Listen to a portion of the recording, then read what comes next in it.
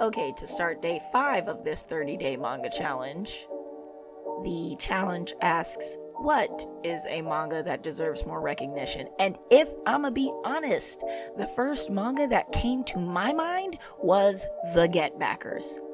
The Get Backers? What's that about? I'm so glad you asked.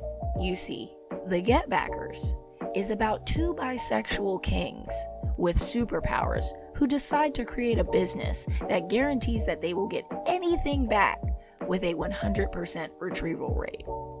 This can range from a dog, to a person, to a clock, to a memory, etc., etc. It is amazing, which is why I'm talking about it. Now, unfortunately, I got introduced to the Get Backers due to the anime, and I mean, I guess it wasn't too unfortunate because I really enjoyed the anime, but because the anime, story-wise, seemed really choppy, I had to go read the manga, where a lot of the gaps that are presented in the anime are explained, but also different gaps are created within the manga itself. Now, I'm not going to fault any mangakas on this work, because I don't know if they were rushed or not, but still, given the material that is presented, I don't care about the gaps. I absolutely loved this manga. Its story, its characters, I loved it all. The art style, I love how it clearly evolves at points. And I really enjoyed the arcs presented, as they seem to be the most unique and clever, in my opinion. And the character bonds in the story is just great shipping material, if I'm being honest. So if you're a shipper, I mean, there's that. But I mean, yeah, the story also has its confusing points too. But I mean, again, I loved this story enough. It was so good to me that it was fine. I looked past it. I became one of those fans. But yeah, honestly, when reading this manga, I thought that the core concept of everything within the world of its story, to be honest, it was kind of all over the place.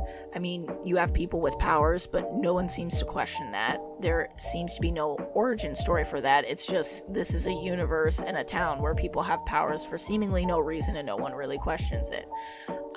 You also have people who are born out of thin air. No one seems to question that.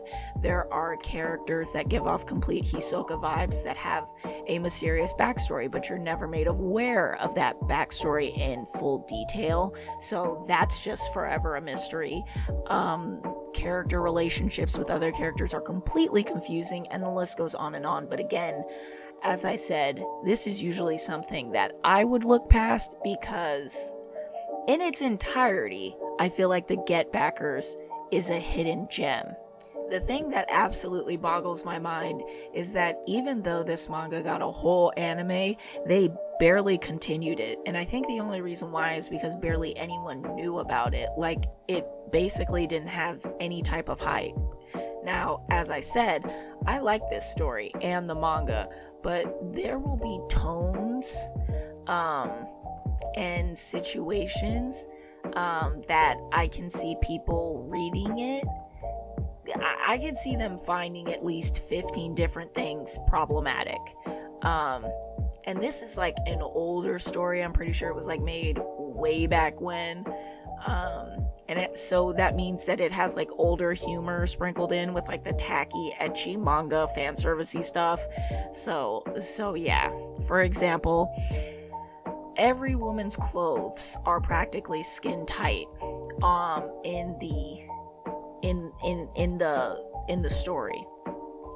And to be fair, if I were to defend this story, the fact is that even though most women had skin tight clothes, the characters wouldn't react to it. So you would just think that these were just clothes women wear, and like nobody was really reacting.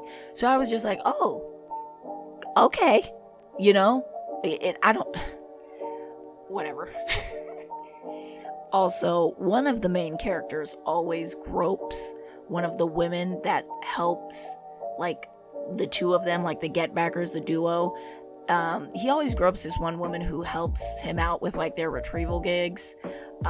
There are two characters who violently want to make out with one another, but the story won't let them because they're guys. I can see people seeing that as being a problem, and how even though it was made back in a time where, you know, progressivism wasn't really looked too fondly, you know, I can see people having a problem with that.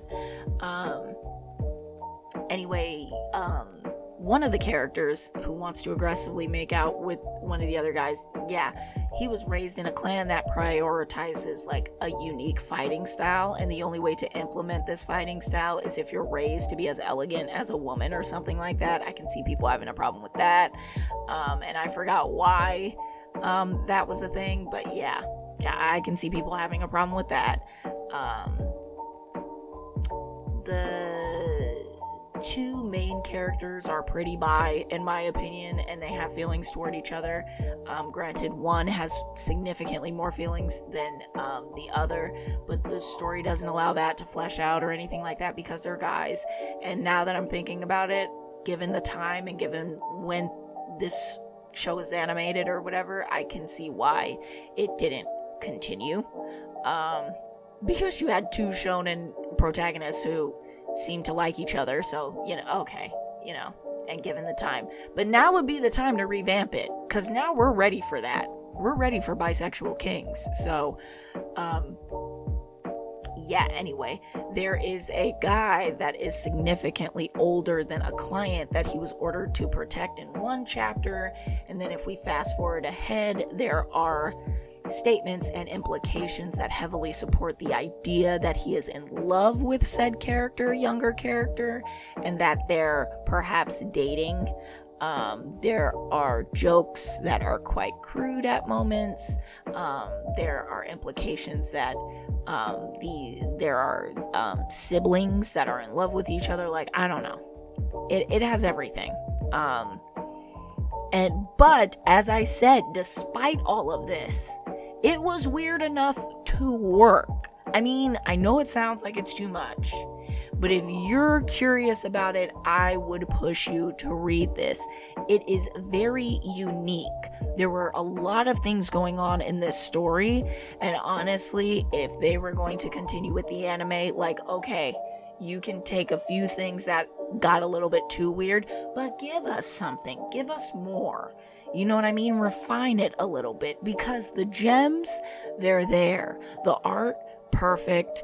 The world building, there barely isn't any, but the story and all these random concepts, it was so random it made things work.